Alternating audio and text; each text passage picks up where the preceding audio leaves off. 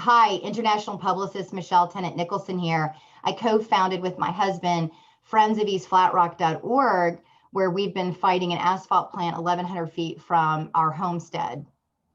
And I've been getting calls from different communities. And with me is an anonymous woman who's also fighting an asphalt plant near her home. Because I had another woman who was anonymous in this series on my YouTube channel at Friends of East Flat Rock.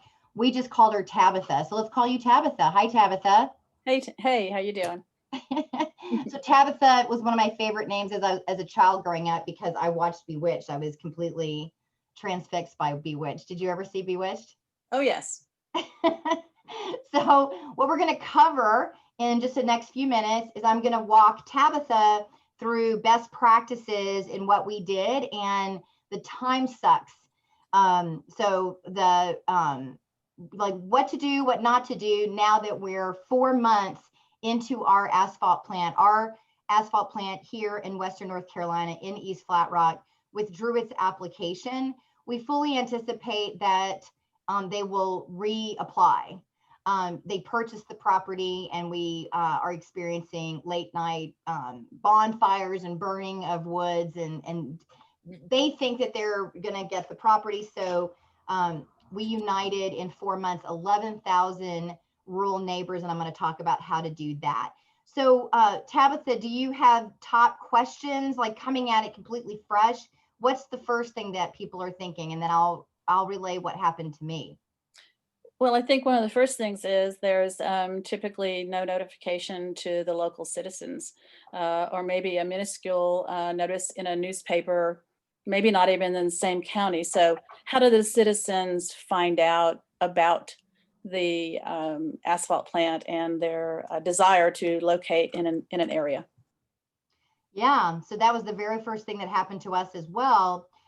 In our county, the only neighbors notified for the first meeting, which is the neighborhood compatibility meeting, were those within a 400 foot parameter. That wasn't us. So what that family did, there was probably under 50 families that were notified that met that criteria.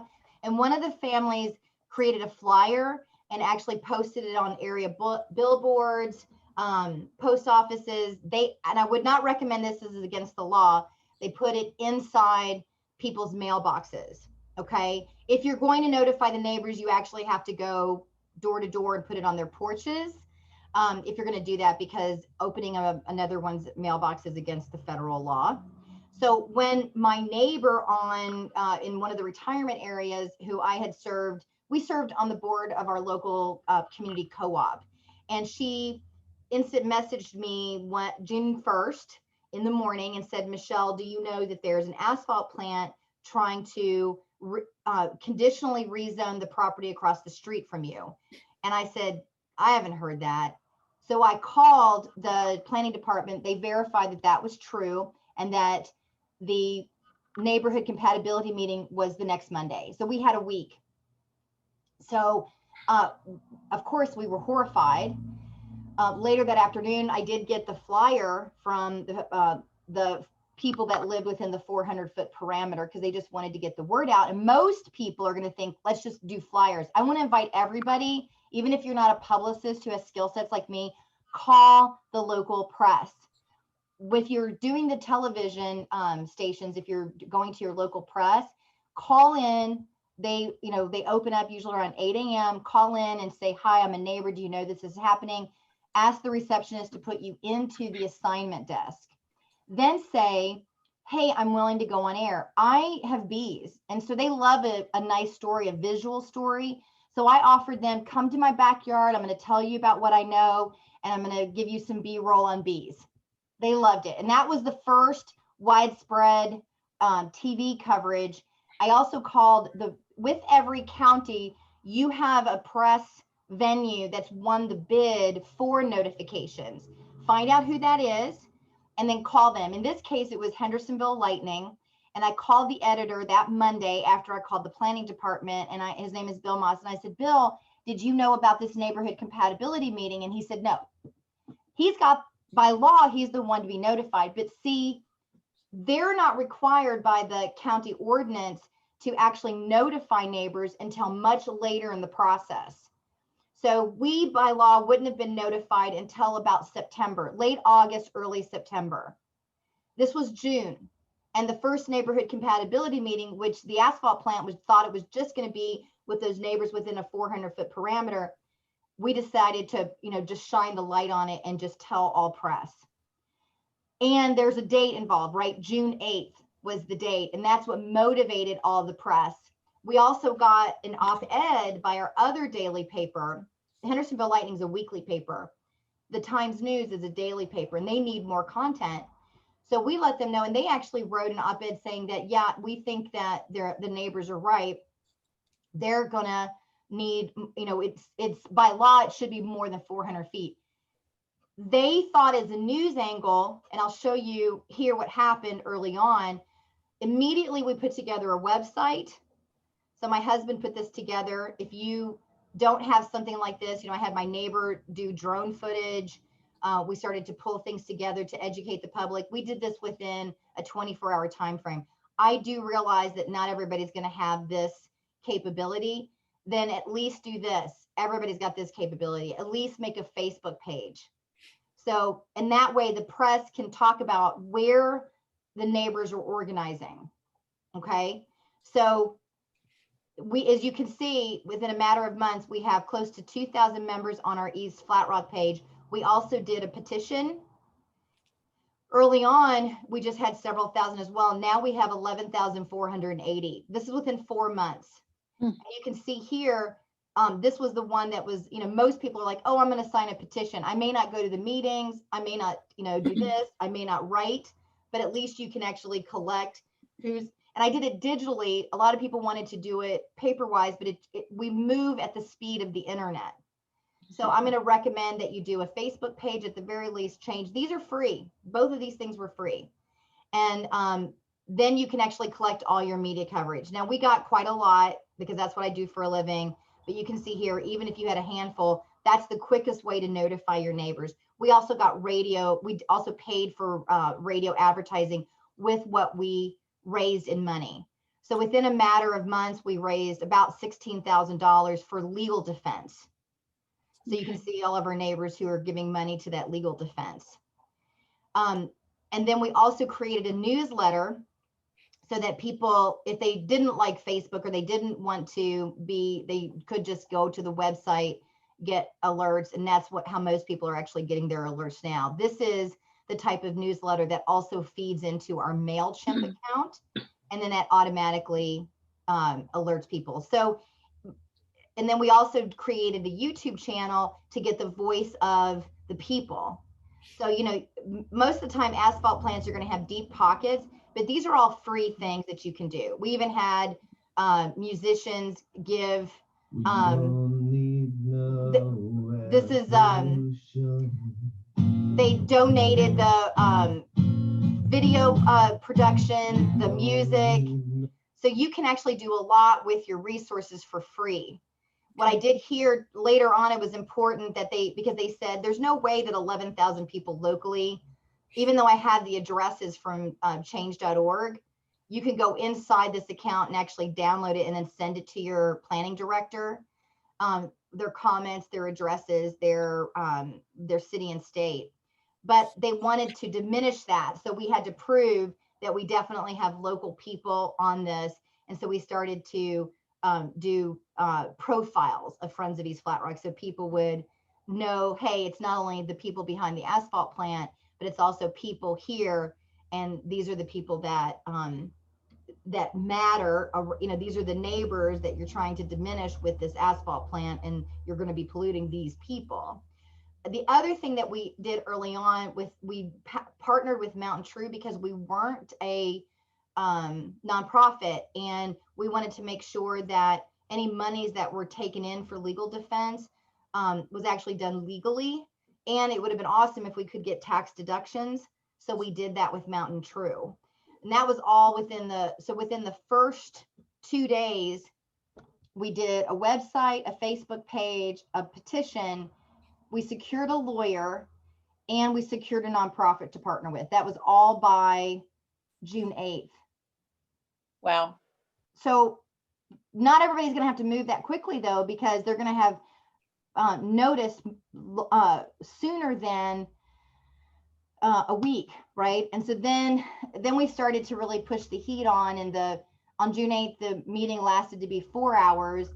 The lawyer and the applicant did not appear on camera. Their engineer did, but that's when the fight really got public. And soon after, in July, we put up signs. The other thing I would say, if you're going to do the old-fashioned route of putting up lawn signs, and we just had a local sign guy just do them, I just put forth $150 of my own money, and I did a lot of Facebook advertising with my own money that didn't get reimbursed through Friends of East Flat Rock. And then people could just go to the sign shop and buy individual signs for $16. Well, later those signs were stolen, and they kept getting stolen. So then we used some of our legal defense money for billboards, because those are harder to steal, so that we could control the message out there. And the main, and this is a great for us, we had several asphalt plants. Where the targeted property is, there's already 3 asphalt plants within 15 minutes, 4 within 20 if you count the one in South Carolina. So we had people signing up that had graphic ability, they had connections to advertising. So for sure, you want to make sure that you leverage the people who come to and sign up and say, hey, I want to help. And then we decided to do weekly Monday meetings so that we could talk strategy with the lawyer. There were plenty of other older folk who didn't know how to use technology, and it was just too much for them. So they decided to just go to a local restaurant and hold rallies, just so that there was visually something. And that was equally valid. So the other thing is not to control your people, just empower them to do what they would naturally do with or without the organization. And the other piece, so wasting time. So as an organizer, if you take this on, you're doing it for free, right? You're not getting paid to do this. So first, take care of yourself. For me, it was a lesson in being able to balance taking care of my 17-year-old dog, my 84-year-old mom in the middle of a pandemic, and my international businesses. I have 3 businesses, and it was rough. And so there were some people who were, I got one email that told me how to do my email, when to do my email, what the subject line was. I didn't know these people. They were my neighbors, but I didn't really know them. And I just, that particular email, I wrote back and I said, you do me, you do you, I'll do me. And he quit, and that's okay, because as soon as he quit, all of us got 50 less emails a day. So I want to just bring up that point, not to shame that guy. And if you're watching it, I still love you. You were a valuable member of our team. The point is that what's wasting time? Because a lot of times people want to do things in a community effort. And this is not the first community effort I've done. I've done, many. I'm 51. I've done many since I was in my 20s. The thing about it is what does the lawyer say will matter?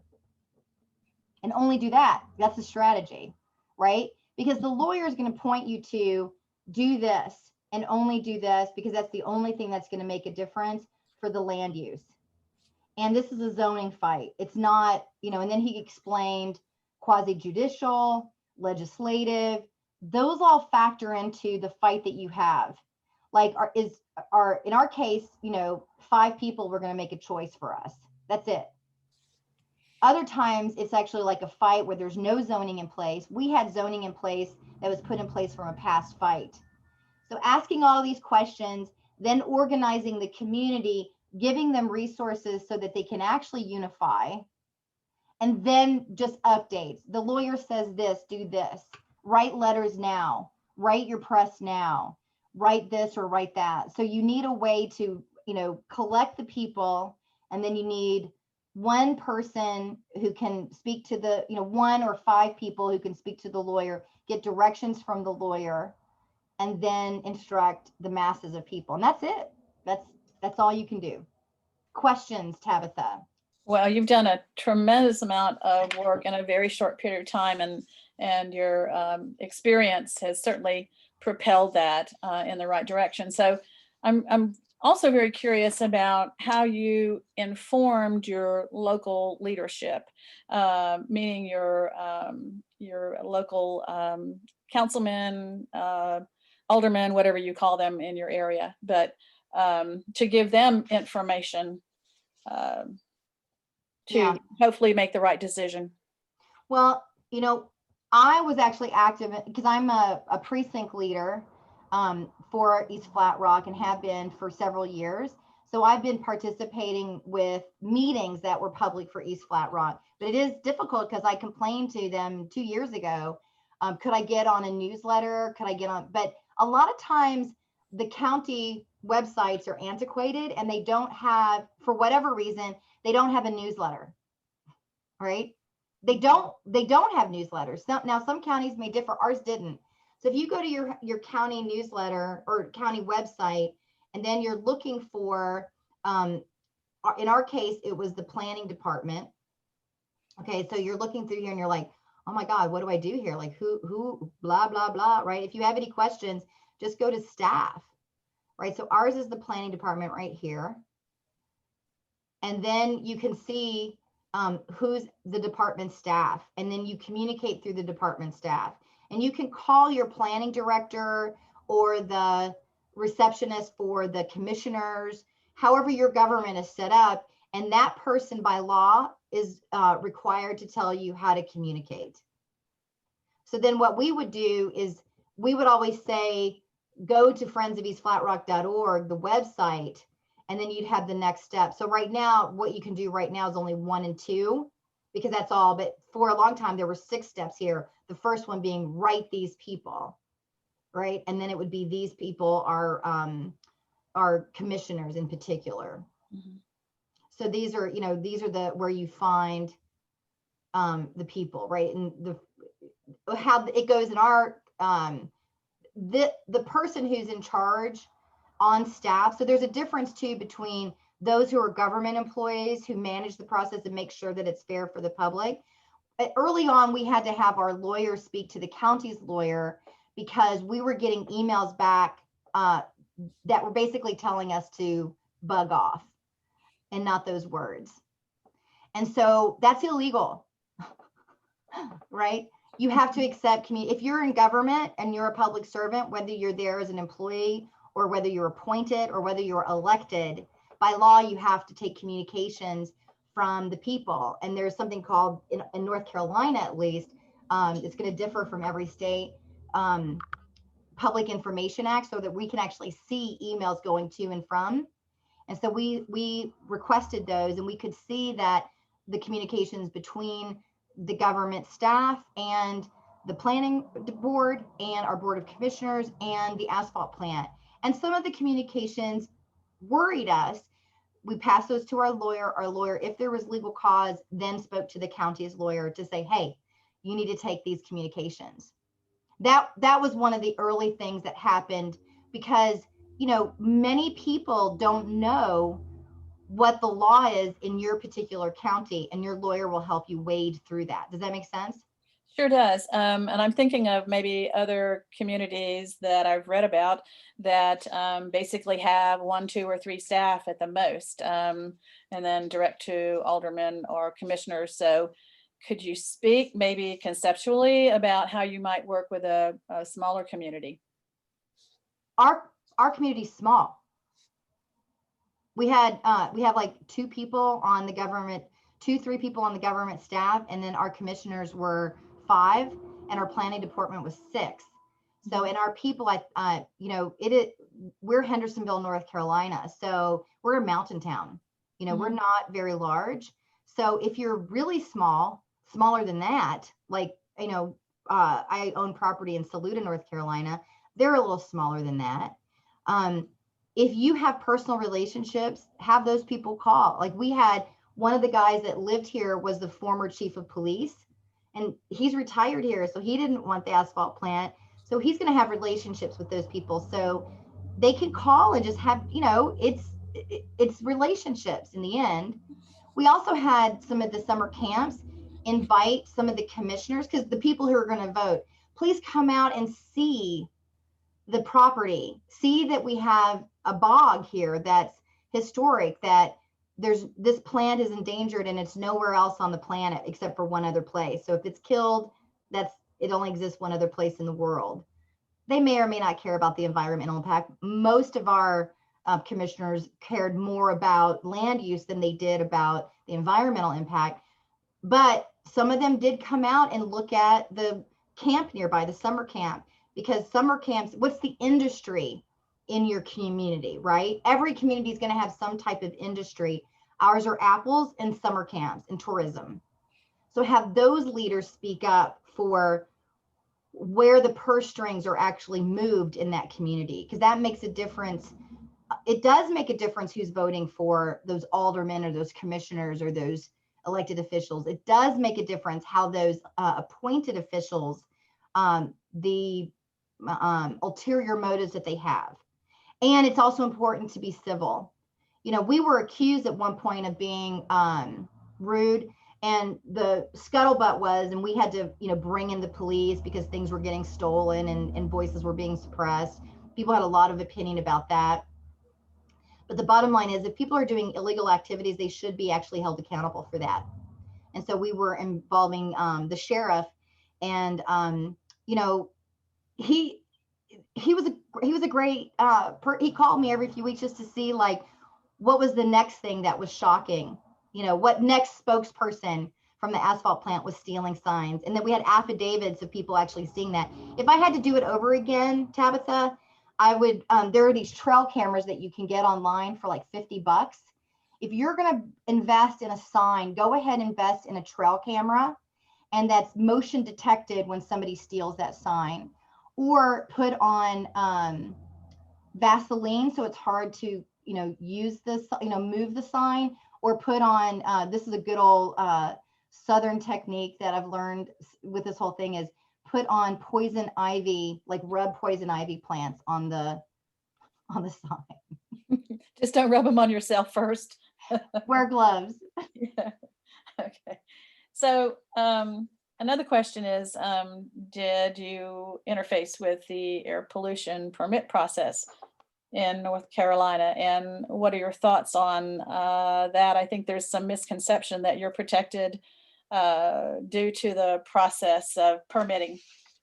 Yeah, we called neighbors who were at the other asphalt plant that lost in 2002 and asked, and I have them on record on our YouTube channel, of how is it when they call the Raleigh, you know, for what happens when you, because our local people are like, call the state for that. So that interview became the basis of our ad campaign on radio, because he was like, they won't do anything. He says, I call them all the time. He says, it smells every day and it bothers my cows. So you know, you're using, you know, voice from the people who actually have experience with it, because they'll say, from what we've learned, you know, the manufacturers of asphalt plants, those drums, they've got a whole marketing department that supports the smaller asphalt companies to build plants. So they're sending their resources to those smaller communities to deal with the communities, right? And so pay attention when those comments come at you, or we had literature and stuff that were being passed to us. You know, the asphalt plant at one point tried to reverse what they had done on June 8th. They weren't on camera, they wouldn't speak, they wouldn't answer the questions. So then they asked for a delay, and then they came back and started doing these ad hoc meetings. Well, our lawyer said it doesn't quite make sense to go to a meeting that's not recorded for the commissioners to hear. Right? So they then said, well, the people won't speak to us. Well, we did. We met with you for 4 hours when you were unwilling to answer these questions. Now put it on the record, put it in writing, put it on the record. We want to hold you to account for this pollution. If you do get the conditional zoning that you're requesting, we want to be able to sue you later if you go back on your word and your promises, because we get limited help from the state according to what's going on in our neighboring, you know, 20 minutes down the road. Make sense? Yes, absolutely. And yeah, the people have to band together. It's a numbers game yeah. for the communities, because, you know, it's stacked against us. pun intended, asphalt stack against us. No stack testing, right? Right. So one of the things I came across on the web was a conference that was held in 2016, I believe, in Nashville, and it was sponsored by the Asphalt corporations. And Yeah. basically, there's kind of a map. It appears that they use. And one of the things that I have seen in newspaper articles and other things, and is a professional statement that says, we plan to be a good neighbor. And we, meaning the asphalt company, plans to be a good neighbor, with basically no explanation of what that means. And I think it's also to distract from the fact that there is heavy pollution going on, but we're going to be a good neighbor. So I'm wondering if you ran into that as well. Absolutely. And by the way, the spokesperson that came from that particular, the same one I'm pretty sure that you're talking about, she was seen, we have an affidavit of a woman seeing her steal our signs. Goodness. I'm not saying that every single person in these industries are doing things that are illegal. I'm not saying that, okay? Innocent until proven guilty. And the truth of it is most people believe, and so that was the other thing that the cattle farmer, he actually worked in construction. And one of the things that he was like, he's like, look, I'm not anti-asphalt plants. He said, just put them in an industrial park. And exactly. I'm not anti-industry, right? I would hope that a commercial entity moved in 1,100 feet across from me. We're in a community, residential, office, commercial area. I fully expect businesses to be here, but not something that's in, a response. I have another interview on our YouTube channel from a local company. It was a paddling company, and they do kayaks, right? So they're manufacturing with plastic. So they went out of their way to find a property that was zoned industrial so that they wouldn't pollute the neighbors and the rivers and so forth. That's what we have to stand for with the community, right? It's not that we don't want to drive on nice roads. We want industry growth, but we want it done in a way that makes sense for everybody, not just one individual. As it's come about since, I don't know, I get calls all the time, like somebody's in somebody's pocket and so forth. And that happens. Everybody's got a self-interest. I'm just asking for our public officials and our government employees and those that are elected and appointed, that they have children, property values, the people before profits. And that is not something that is unheard of. It can be done. Right. Well, I think maybe there's always a cry that a community wants industry, but often the leadership never defines what industry they want, what industry might be best for the community, and how do they develop ordinances to protect all those citizens who live in the community rather than the one individual that owns the asphalt company. Yeah. So the other thing that's interesting is that, back to our county, one of the things that that you could do is an RSS feed. So I have yet to figure out how to do that. So I'm gonna, but somebody's like, just do an RSS feed. There is a way to do an RSS feed, but the way that I typically do it is not conducive with this site. But if you have enough people that have eyes on the changes that are happening in the county government, or the other thing that you can do is ask for the agenda items from your monthly meetings. And so we found out, since the asphalt plan is withdrawn, tomorrow there's going to be changes to the land use code.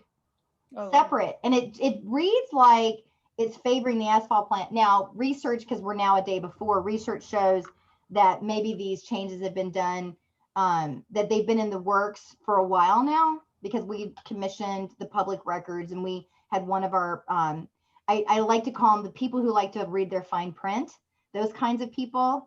They need to be on that type of detailed work. We also looked at past records. The lawyer who represents our asphalt plant actually represented the people in Madison County across town on the other side of Asphalt, North Carolina. And so we had all those records of him talking about the people. Don't let the people be the pawns for industry and blah, blah, blah. So we had all that rhetoric. But the thing about tomorrow that's important is, okay, fine. They're saying, the county's saying that they've had these changes, but like there's little things like setbacks and buffers and the definition of a homeschool. Why are they changing the definition of a homeschool? Is it because we have a homeschool within a 400-foot parameter, which would make an asphalt plant illegal because children are being schooled there? These are just questions, to be curious about with your local government, to ask the questions and be on top of those details.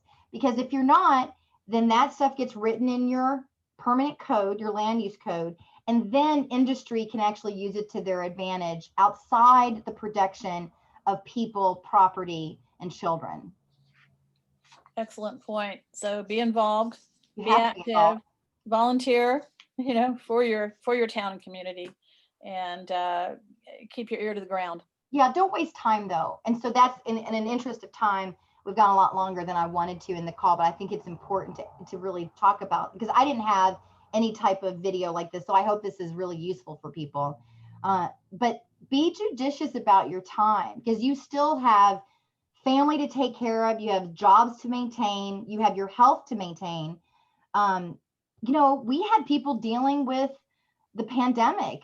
So, COVID, like they came down with COVID and were recovering from COVID. We had people doing their chemotherapy. We had people that were dealing with parents who were dying. Like life happens in the midst of these types of fights. And sometimes they're just a few months, sometimes they're years in the making. And the bottom line, if I had to say it to anybody, is have good boundaries, especially with your noisy volunteers. Noisy volunteers are wonderful, and give them something to do. Have them call the homeowners associations or have them write the press. Have them do something, do research of some kind, but don't let them break you down, right?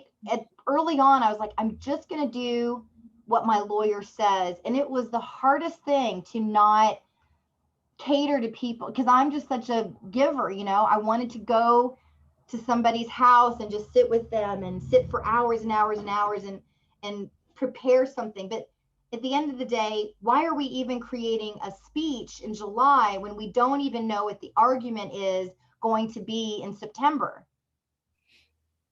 Exactly. Right? So Exactly. It's also dancing with the facts and not getting too far ahead. But we had some volunteers, they wrote the commissioners. I think one woman across the street from me, she could have led the movement herself. So empower those, create leaders, let them do their own thing. And she wrote the commissioners like 40 times. And in our case, our commissioners are Republican. I hate to do politics. And we had 11,000 people that were Republicans, Democrats, and independents. And we had to keep the peace by minimizing political banter in the Facebook group and religious overshares. Okay. It's fine to be both political and religious, and it divides people in this particular climate. So I stood, I was a Democratic precinct leader sitting next to our Republican precinct leader. And we're saying, it's not a political issue, and it's about as political process as one gets to protect one's property. So it is political to write a legislative body to vote your particular way. That is political. And we have to be on the same side of the community and not divide amongst ourselves into political banter. So with that said, people would say, Michelle, you're so well-spoken, you get out in front. I said, 5 Republican commissioners don't want to hear from a Democratic tree hugger. And they're like, what do you mean? I'm like, we need to put our elderly Republican females and males that are, the gun shop owner and those people, that were in our group, the former chief of police, those are the people that need to be speaking. They don't want to hear from me. They know I'm not going to vote for them. So that's the other thing, like when you start to get into like influence, they want to hear from their people. They don't want to hear from people that they're not normally going to lead the community with. Does that make sense? Sure. Yeah. So my Absolutely. gifts and talents were really just a loud mouth telling the press and letting the press know, and great. And then I can mobilize the masses and use technology.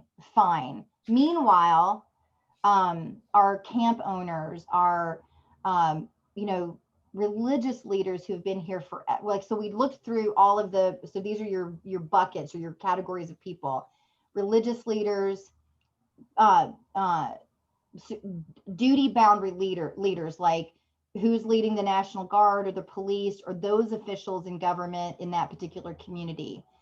The environmental leaders, those who would be the ones who recently put in a park or saved a national park or cleaned up a river, or those that have a long history with the community. I even had a guy whose father, excuse me, his great great great grandfather was the founder of our town, right? That's the kind of people that you want. And then, you know, also moms. They want to hear from moms, like the voice of children. So these are the, you know, now it would have been great to have had some of our tree orchard owners, but they were so busy with the pandemic. And it just so happened the one orchard that was most affected by our asphalt plant literally lived next door to the applicant. Oh my. He's like, it's just going to really make for awkward barbecues in the backyard. Excellent. Well, it's amazing what you've done. It's very impressive. And Well, Tabitha, I'm here. Let me appreciate know if it. you need anything. All right. I'm going to stop the recording and then we're going to talk offline a little bit and then I'm going to let you go. Okay. Thanks again. Appreciate Yeah. your time so much.